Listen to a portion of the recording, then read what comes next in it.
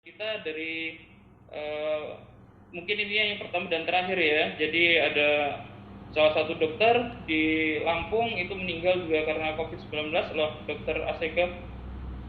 Semoga beliau menjadi husnul khotimah ya, karena perjuangan dalam mengatasi COVID ini.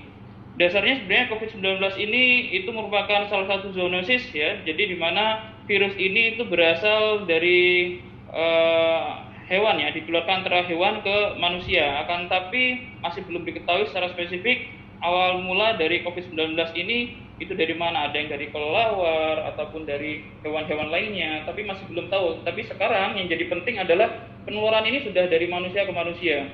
Itu yang paling ditekankan. Jadi bagaimana sih kita untuk tidak tertular? Itu salah satunya adalah kita harus bisa menjaga respon imunitas tubuh dalam diri kita.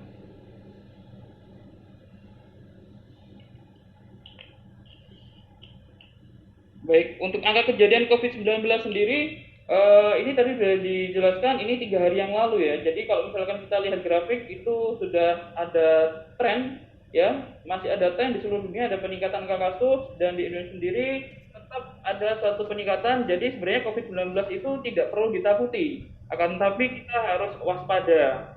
Itu yang disampaikan oleh beberapa satgas COVID-19, salah satunya juga satgas COVID-19 di Lampung, bahwasanya untuk virus ini itu jangan ditakuti, tapi kita harus perlu waspada untuk virus ini.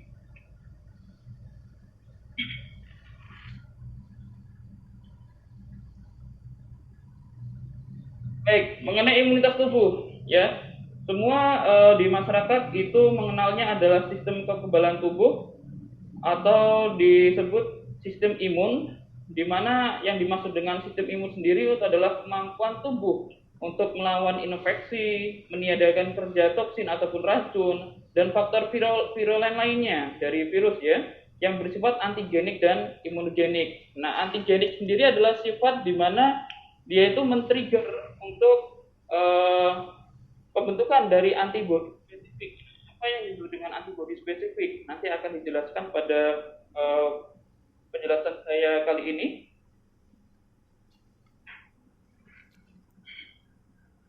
Jadi tadi sudah beberapa dijelaskan mengenai sistem imun tubuh, bahwasanya kita lebih seringnya sistem imun tubuh ada yang disebutnya kekebalan tubuh, seperti itu kan. Ada yang bukan sistem imun, imunitas. Nah, itu sama saja. Jadi sistem imun itu merupakan dari kemampuan tubuh untuk melawan infeksi ya, meniadakan kerja toksin atau racun dan faktor virulen lainnya seperti virus ya, salah satunya adalah COVID-19. Nah, yang dimaksud imunogen sendiri, jadi setelah adanya suatu trigger dari antigenik, ya, itu menimbulkan dalam tubuh itu ada sifat imunogenik, yaitu senyawa yang dapat merangsang pembentukan dari antibodi itu sendiri. Nah, secara ringkasnya ya, jadi sistem imun itu sangat kompleks, tapi ini secara ringkasnya sistem imun itu ada 3 tahapan. Ya, pertama adalah first liner, yaitu ada itu ada kulit, mukosa, ya, terus kemudian adalah flora normal, ada kalau misalkan yang sering kita sebut kayak misalkan bakteri baik gitu kan, untuk melawan bakteri patogen, bakteri yang buruk seperti itu. Terus kemudian yang kedua adalah kalau misalkan dari first line itu tidak bisa menangani, dia akan melawan dari second line-nya, yaitu adalah sistem kekebalan untuk yang non spesifik, di mana sistem kekebalan non spesifik itu sudah didapatkan sejak lahir, ya, dari manusia itu sudah mempunyai sistem kekebalan tubuh gitu kan ya.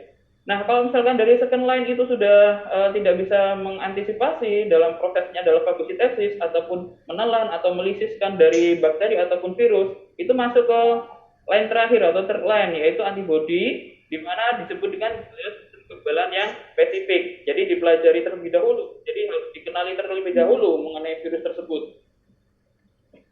Masuk ke dalam respon imun. Tadi dijelaskan bahwasanya tadi sudah di first line itu alami non spesifik itu sudah ada sejak lahir gitu kan, dan tidak memiliki target spesifik tertentu. Jadi pada saat second line ini itu dia yang sudah memiliki anak ya, bayi atau balita yang sudah divaksinasi vaksin polio dan lain halnya, itu kadang-kadang itu pertama reaksinya adalah panas pada tubuh kan ya. Nah, itu sebenarnya adalah memasukkan virus yang sudah dilemaskan.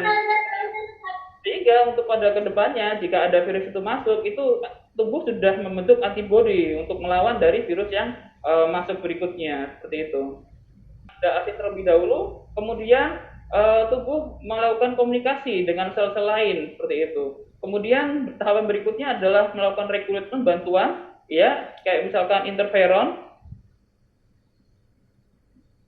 Rekrut bantuan dan koordinasi respon seperti di sini adalah menghasilkan senyawa interferon. Di sana tugasnya adalah sebagai blokir, ya, dan yang terakhir adalah melakukan destruksi atau supresi penginvasi. Jadi antibodi dan cytokine release itu untuk menghancurkan bakteri ataupun virus. Nah, tadi saya jelaskan sedikit mengenai interferon. Jadi intinya adalah interferon itu zat yang dikeluarkan oleh untuk mengganggu dari replikasi sebuah virus, ya, agar virus itu tidak tersebar, memperlambat pembelahan dan pertumbuhan dari sel tumor, dan yang ketiga adalah meningkatkan aktivitas fagositosis, ya, kayak misalkan menelan, istilahnya dalam tanda kutip menelan dari virus atau kuman untuk dan merangsang produksi dari antibodi. Intinya gampangnya seperti ini. Jadi virus itu masuk dalam satu sel di awal, ya. Jadi di dalam satu sel itu dia akan masuk, DNA-nya akan masuk ke dalam nukleus ataupun inti sel, di mana inti sel itu sebenarnya sudah mulai siap untuk membentuk sebuah interferon, yang nantinya interferon itu akan ditransfer pada sel berikutnya untuk menjadi antiviral protein, block viral reproduction. Jadi sebagai blokir antivirus nih untuk pada sel berikutnya, agar virus yang akan masuk ke sel berikutnya itu tidak dapat masuk ke sel berikutnya nih. Jadi terhenti sampai di sini saja. Seperti itu. Sel natural killer itu sendiri adalah untuk merusak sel yang sudah terinfeksi virus agar dia tidak tersebar ke sel yang lainnya. Nah, itu untuk yang kekebalan yang dari non spesifik, ya, atau second linernya, ada natural killer, ada itu adalah makrofag, itu ibaratnya perlawanan dari virus. Nah, sekarang masuk dalam sistem kekebalan yang spesifik, artinya sudah masuk ke third liner ini, ataupun pada line yang terakhir, di mana sistem yang bekerja setelah lolos dari sistem kekebalan yang non spesifik. Ada dua. Yang pertama adalah humoral, ya, jadi produksi antibodi oleh limfosit B atau di sini yang disebarkan melalui sel plasma, ya. Kemudian kedua, kekebalan seluler, jadi produksi limfosit T yang bisa teraktivasi. Jadi ada dua sistem kekebalan spesifik dalam tubuh manusia. Nah, untuk yang pertama adalah mengenai humoral. Jadi antigen, misalkan virus, bakteri masuk ke dalam sel, dan di sini merangsang pembentukan limfosit B, ya, untuk memproduksi antibodi. Nah, antibodi ini disekresi atau dikeluarkan ke darah ke lokasi sel plasma. Nah, semua antibodi yang mencapai darah itu disebut dengan gamma globulin. Nah, gamma globulin ini yang kita sebut sebagai imunoglobulin, ya. Jadi seperti itu untuk mudahnya dalam pembentukan sistem kekebalan humoral, imunoglobulin M dan imunoglobulin G, di mana dia itu berperan jika terjadi infeksi bakteri dan virus serta aktivasi komplement. Nah, ini yang biasanya dilihat kalau misalkan Bapak Ibu mungkin di sini ada yang sudah pernah rapid test, ya, gimana imunoglobulin G-nya, gimana imunoglobulin M-nya, apakah di sana ada reaktif ataupun non reaktif. Nah, ini yang dilihat adalah seperti ini yang di sini. Terus kemudian tadi humoral, sekarang adalah sistem kekebalan seluler, di mana limfosit T untuk kekebalan terhadap infeksi virus dan pengaturan pada mekanisme dari kekebalan dengan kontak langsung dengan sasaran, di mana ada 3 subpopulasi dari sel T, yaitu ada sel T sitotoksik, sel T limfosit T helper atau penolong, dan pressure sel T atau sel T adalah bagaimana kerja imun sistem yang.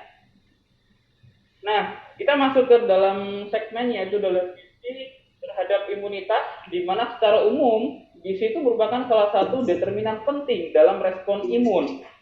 Pada sebuah kasus anak ataupun di kelompok rentan yang lainnya, misalkan lansia, itu kekurangan gizi itu dapat menghambat respon imunitas dan meningkatkan risiko penyakit infeksi. Jadi kebanyakan yang anak yang busung lapar, gizi buruk, ya, itu dia itu mudah terkena penyakit infeksi atau mudah sakit, ya. Yang baru ini diet itu ataupun diri gizi itu sendiri itu bisa mempengaruhi dari agen dan inangnya atau dari virus ataupun dari manusianya. Jadi duanya harus diperhatikan.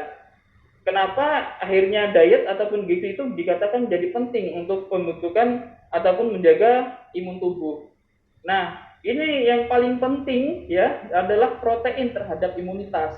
Tadi sudah dijelaskan, kalau misalkan seseorang memiliki kurang gizi, dia akan mengalami gangguan dalam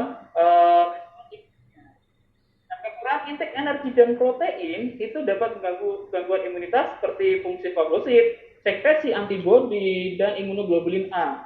Sedangkan untuk lansia itu terjadinya rentan untuk terjadinya imunodefisiensi. Jadi defisiensi dari sistem imun yang parah dikarenakan kekurangan energi dan protein atau protein dan energi yang inadequat seperti itu. Menerangkan sedikit mengenai mineral yang penting ya, mineral penting dalam imunitas. Salah satunya di sini adalah selenium ya.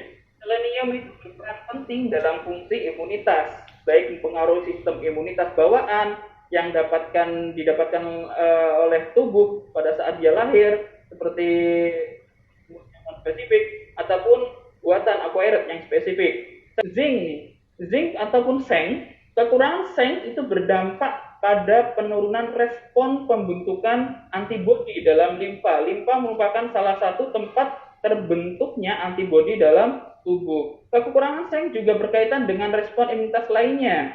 Kemudian suplementasi seng pada orang usia lanjut yang kekurangan seng dapat memperbaiki dari respon imunitas.